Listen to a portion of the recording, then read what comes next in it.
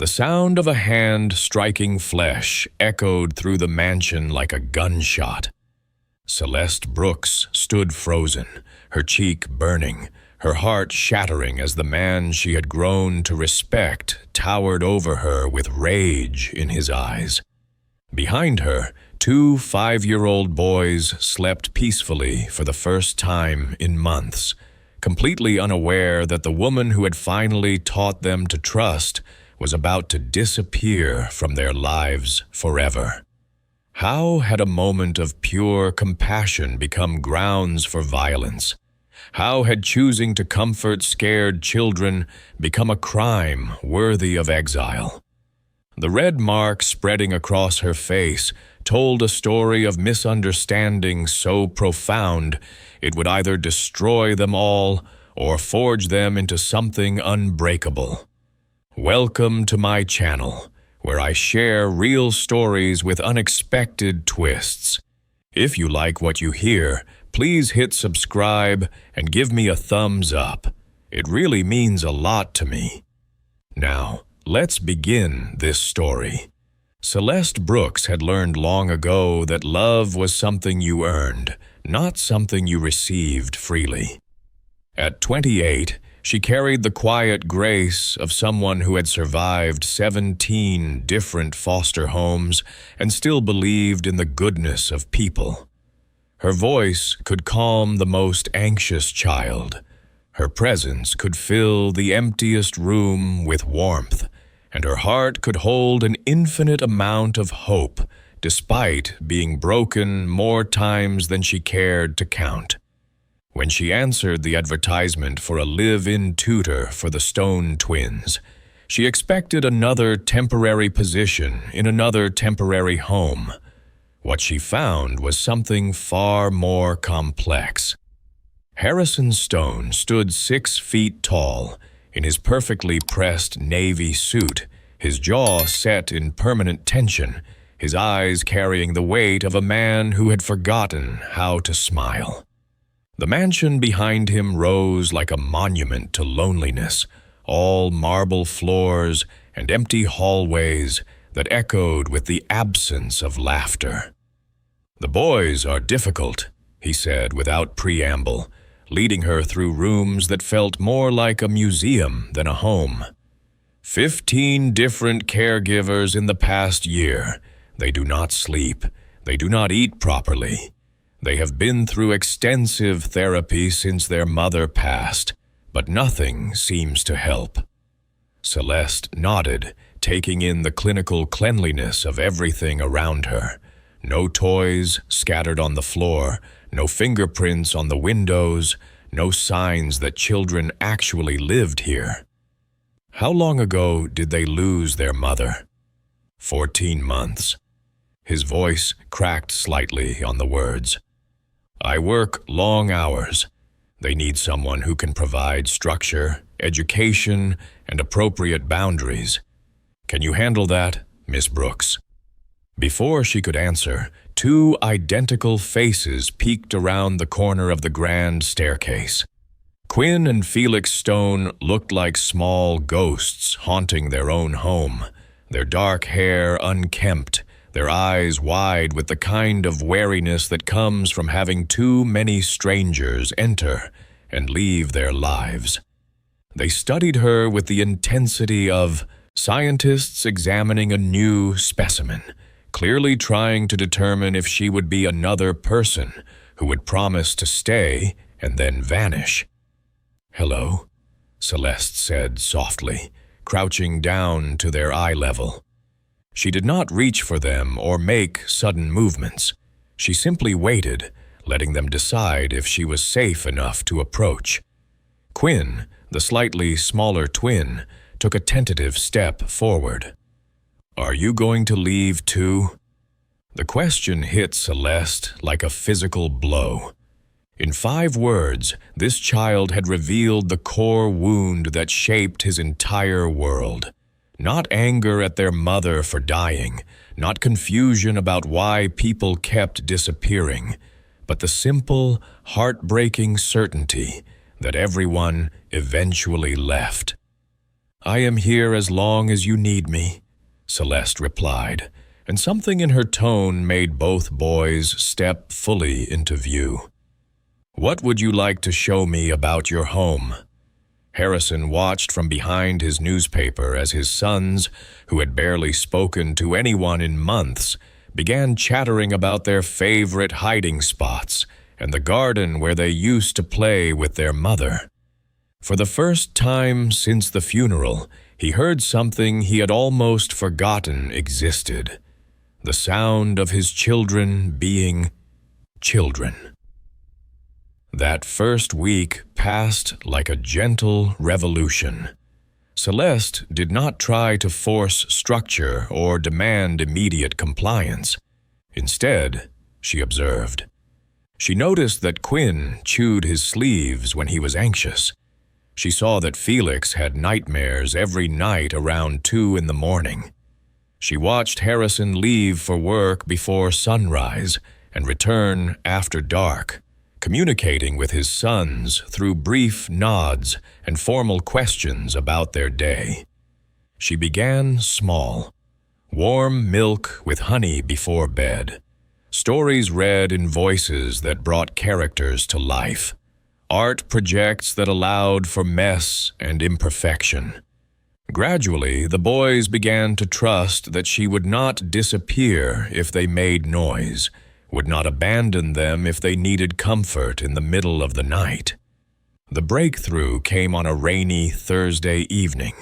Felix had been struggling with a math worksheet, growing increasingly frustrated until tears began streaming down his face.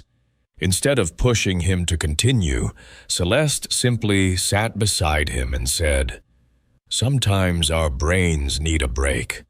Would you like to tell me what is really making you sad?" "I miss Mommy," he whispered.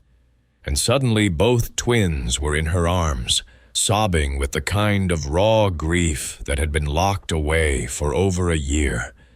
She held them as they cried, humming a lullaby her own foster mother had sung to her decades ago, and for the first time in months, their tears led to exhausted, peaceful sleep. Harrison found them that way when he returned from his business trip 3 hours later. His sons curled up on either side of Celeste on the living room couch, all 3 of them breathing deeply in the kind of rest that only comes after emotional release. The sight should have brought him comfort. Instead, it filled him with something darker, the fear that his children had found in a stranger what they could no longer find in him. Sometimes the most dangerous threat to a wounded heart is not rejection, but the possibility of genuine acceptance. The changes in Quinn and Felix became impossible to ignore. They began eating breakfast without battles, participating in lessons without tantrums, and most remarkably, sleeping through the night without screaming themselves awake from nightmares. Celeste had accomplished in 3 weeks what 17 different professionals had failed to achieve in over a year. But success, Harrison discovered, could feel more threatening than failure. He began watching them more closely, studying the way his sons lit up when Celeste entered a room, how they saved their best stories and biggest discoveries to share with her instead of him. During video calls from his office, he would see them through the window, laughing at something she had said, holding her hand as they walked through the garden where their mother used to play with them. The rational part of his mind knew he should be grateful. His children were healing. They were happy. They were becoming themselves again after months of being shadows. But the wounded part of his heart whispered something far more dangerous. They were choosing her over him. Vera Martinez, the housekeeper who had worked for the Stone family for 15 years, tried to bridge the growing tension. "Mr. Stone," she said one morning as he paced the kitchen like a caged animal, The boys are not replacing you with Miss Brooks. They are learning to trust again. That means they will be able to trust you again, too." "They barely acknowledge when I come home," Harrison replied, his voice tight with pain he refused to admit. "Yesterday, Felix ran right past me to show her a drawing he had made. They used to run to me like that." "Before their mother died," Vera said gently. "Before grief taught them that people they love disappear forever. Miss Brooks is showing them that some people stay. That will help them believe you will stay too." But Harrison could not hear wisdom through the roar of his own abandonment fears. His wife had chosen death over staying with them. His parents had chosen their country club over their grandchildren. His business partners chose profit over loyalty. And now it seemed his own sons were choosing a stranger over their father. The breaking point came on a Tuesday night, when Harrison returned early from a conference, hoping to surprise the boys with dinner together. Instead, he found them in his master bedroom, curled up on either side of Celeste in his bed, fast asleep.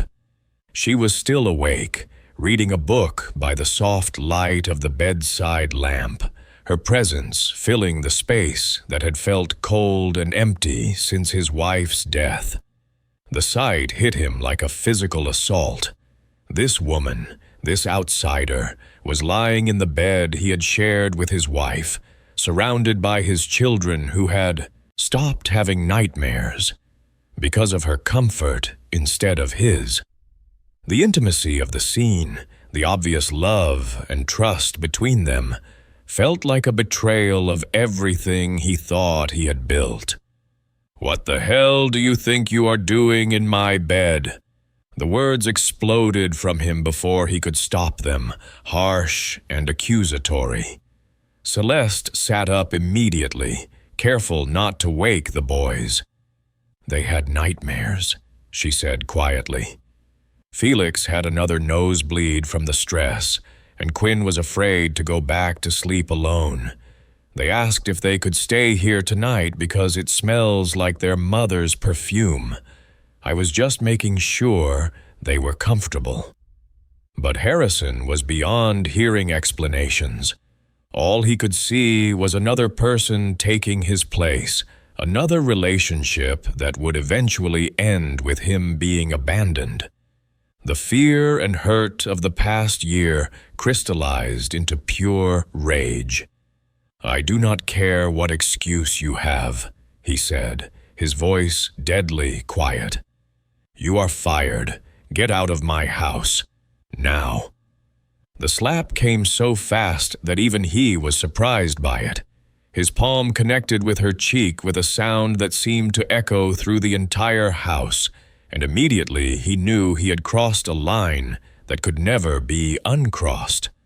Celeste staggered back, her hand flying to her face, but she did not cry out. She did not even speak. She simply stared at him with a mixture of shock and profound disappointment. "They begged me not to leave them," she said finally, her voice barely above a whisper. "I stayed because they were finally safe, finally healing." "I said, get out," Harrison repeated, but his voice had lost its conviction. Celeste looked down at the sleeping boys, both of them still curled up peacefully, completely unaware that their world was about to shatter again. She leaned over and kissed each of their foreheads gently, whispering something too soft for Harrison to hear. Then she gathered her shoes and walked past him without another word. Vera appeared in the hallway as Celeste descended the stairs, taking in the red mark on her face and the defeated slope of her shoulders. The older woman's eyes filled with tears, but she said nothing. Some moments were too tragic for words. Outside, the rain had softened to a gentle mist. Celeste walked to the iron gates, pulling her coat tighter around her body, and began the long journey away from the only place that had felt like home in years. Behind her, the mansion stood like a monument to missed opportunities and wounded hearts, choosing fear over love. Upstairs, Harrison sat on the edge of the bed, looking at his sons who slept so peacefully, and realized what he had done. For the first time in months, they were not having nightmares. For the first time since their mother died, they had found someone who made them feel safe enough to rest, and he had destroyed it in a moment of jealous rage. The hardest problems are often the ones we create ourselves. 3 days passed in unbearable silence. Quinn and Felix had not spoken since waking up to find Celeste gone, their father standing over them with guilt written across his face and no explanation that could justify what they had lost. They moved through the house like small ghosts again, eating only when forced, sleeping fitfully, their eyes holding the particular emptiness that comes from having hope destroyed. Harrison tried everything he could think of to reach them. He canceled meetings to be home for dinner. He attempted to read them bedtime stories in the same voices Celeste had used. He even tried to recreate the art projects that had brought them so much joy. But everything felt hollow, a pale imitation of the genuine connection they had found with the woman he had driven away. "They are not eating," Vera reported on Friday morning, her voice heavy with accusation. "Quinn asked me why all the good people have to leave. What am I supposed to tell him, Mr. Stone?" Harrison had no answer. He sat in his study with a glass of whiskey he could not bring himself to drink, staring at the business contracts that had once seemed so important and now felt meaningless compared to his son's devastated silence. The call came at 10:30 that morning. Margaret Holloway, his mother-in-law, spoke in the crisp, entitled tone that had always made his skin crawl. "Harrison, we need to discuss the children's welfare. James and I have been monitoring the situation, and we believe it is time to consider alternative arrangements." "What are you talking about, Margaret?" "Custody, Harrison. You clearly cannot handle the responsibility of raising Rebecca's sons. The revolving door of caregivers, the documented emotional instability, and now we have learned about your physical altercation with the most recent employee. We have filed for emergency custody pending a full investigation." The papers arrived by courier 2 hours later. Allegations of child neglect, emotional abuse, failure to provide stable care, and assault charges related to his treatment of Celeste. His in-laws had been watching and waiting for him to fail, and he had handed them exactly the ammunition they needed. Harrison called his lawyer immediately, but the man's assessment was grim. "They have witnesses, Harrison. The housekeeper saw you strike Miss Brooks. The children's behavior has been documented by multiple caregivers. Your work schedule shows extended absences. Unless you can demonstrate immediate and significant changes in the home environment, you could lose them." That afternoon, Harrison drove to the small apartment complex where Celeste was staying with a friend from her previous job. He found her in the community garden, kneeling in the dirt beside a group of neighborhood children, teaching them how to plant seeds in small clay pots.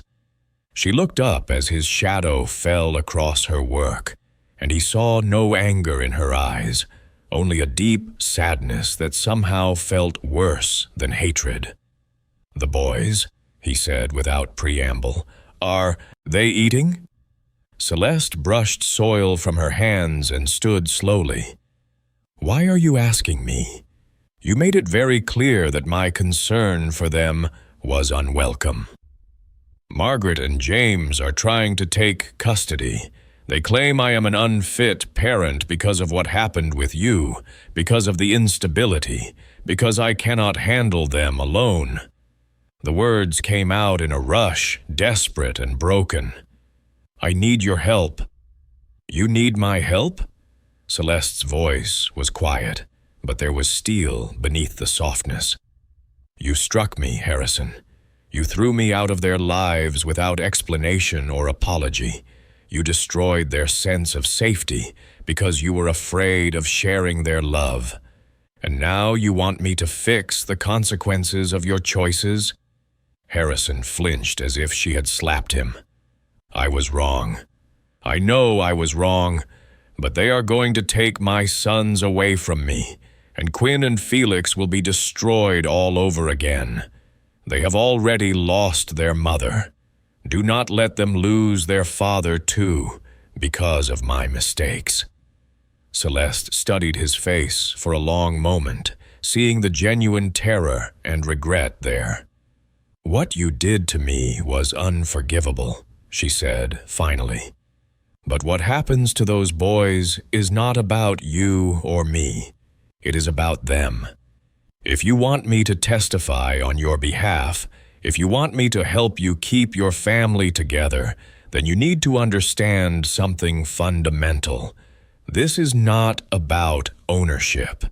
It is not about who they love more or who gets credit for their healing. It is about creating a home where they feel safe enough to be children."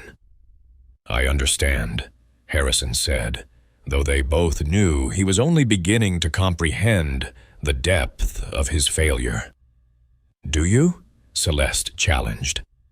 "Because loving someone means celebrating their joy, even when it comes from someone else. It means supporting their healing, even when you are not the healer. It means putting their needs above your own ego, even when it hurts. Can you do that, Harrison? Can you love your sons enough to let them love me too?" The custody hearing took place in a sterile courtroom that smelled of old wood and broken dreams. Margaret and James Holloway sat with their expensive lawyers, presenting their case with the cold efficiency of people who believed money and social standing trumped genuine care. They painted Harrison as an unstable workaholic who had failed to provide adequate care for his traumatized children. But Celeste's testimony changed everything. She spoke not as someone seeking revenge for her mistreatment, but as an advocate for two little boys who deserved better than being pawns in adult power games.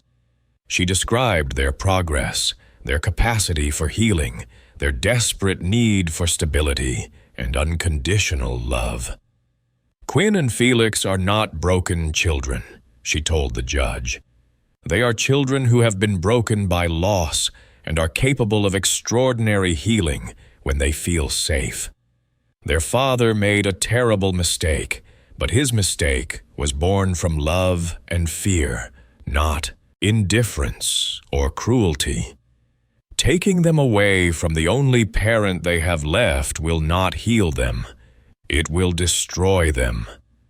When the judge awarded custody to Harrison with the stipulation that he participate in family counseling and maintain stable support systems, Margaret Holloway looked as if she had swallowed poison.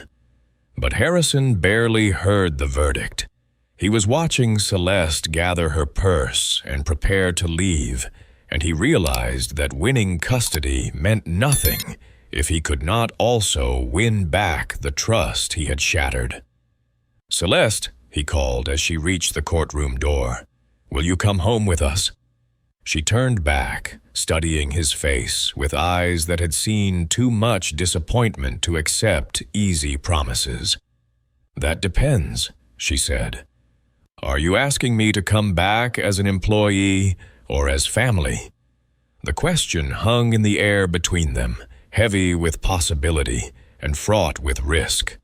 Harrison looked at this woman who had saved his sons and whom he had repaid with violence and exile, and he made the first truly brave choice he had made in years. "As family," he said, "if you will have us, rock bottom becomes the foundation on which we rebuild." 6 months later, the stone house no longer echoed with emptiness. The marble floors were scuffed with the evidence of running feet and art projects. The pristine walls displayed crooked drawings and finger-painted masterpieces. The formal dining room had been transformed into a homework station, where Quinn and Felix worked on their lessons while Celeste prepared dinner and Harrison helped with math problems, his sleeves rolled up and his tie loosened. The changes had not come easily. Harrison had to learn that sharing his sons' love did not diminish his own place in their hearts. He had to practice stepping back when Celeste's comfort was what they needed, celebrating their trust in her instead of feeling threatened by it. Most importantly, he had to confront the grief and fear that had made him push away the very connections his family needed most. Family therapy had been awkward at first, 3 adults and 2 children sitting in uncomfortable chairs, trying to put words to feelings that felt too big and complicated for language.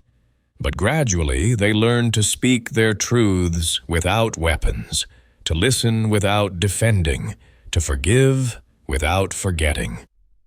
"I was afraid you would take them away from me," Harrison admitted during one particularly difficult session.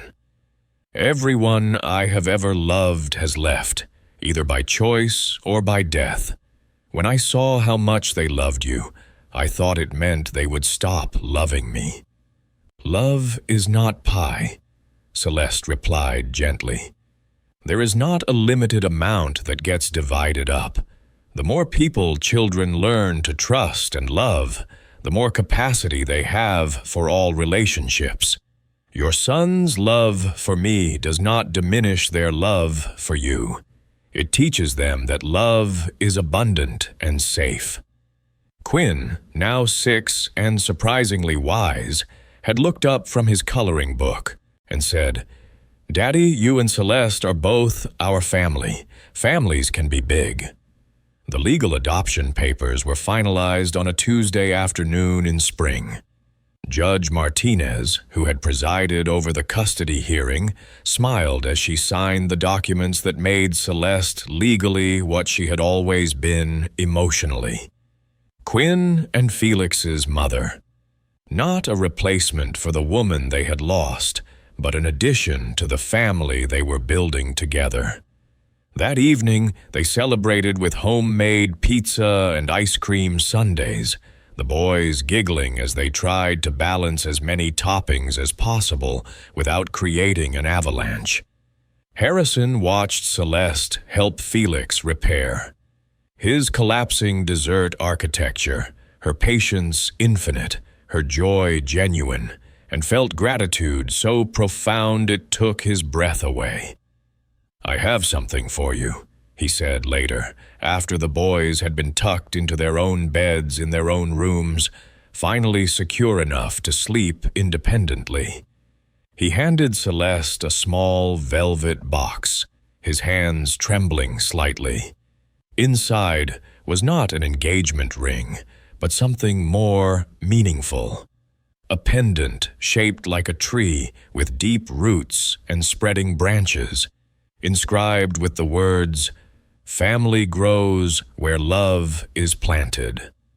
"I am not asking you to marry me," Harrison said carefully. "Not yet. We have more growing to do, more trust to build.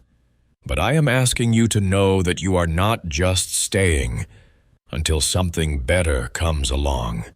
You are home. This is your family. And we choose you every day, just as you have chosen us."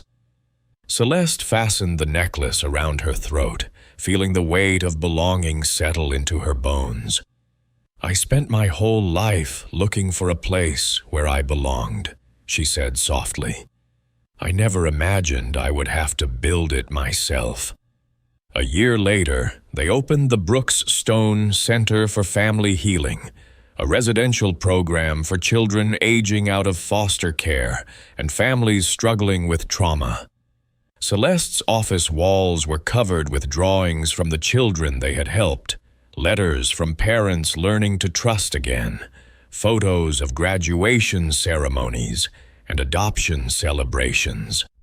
Quinn and Felix, now 7 and thriving, served as unofficial ambassadors for the center, showing new arrivals around and sharing their own story of loss, healing, and the discovery that families could be built as well as born. "The most important thing," Felix told a new arrival one afternoon, a 10-year-old girl with the same guarded eyes he had once carried, "is that the right people will stay. Even when it gets hard, even when you are scared, the right people always stay." Harrison, overhearing from the doorway, felt his heart expand with pride and gratitude. His son had learned the lesson that had taken him 38 years to understand. Love was not about possession or control, but about commitment and choice. It was about showing up day after day, through tantrums and triumphs, through fear and joy, through the ordinary moments that built a life, together. That night, as they tucked the boys into bed, Quinn asked the question that had become their family ritual. "Will you still be here in the morning?" "Always," Celeste and Harrison answered together, their voices weaving together in harmony. And outside their window, the tree Harrison had planted in the garden grew taller, its roots reaching deep into the earth, its branches stretching toward the sky, strong enough to weather any storm, because it was anchored in love that had chosen to stay. Love is not about perfection. It is about showing up imperfectly, but consistently, day after day, until staying becomes the most natural thing in the world. Thank you for listening to this story. If it touched your heart, please hit that subscribe button and share it with someone who needs to hear that the right people will always stay. What would you do if you had to choose between protecting your heart and opening it to love? Let me know in the comments below.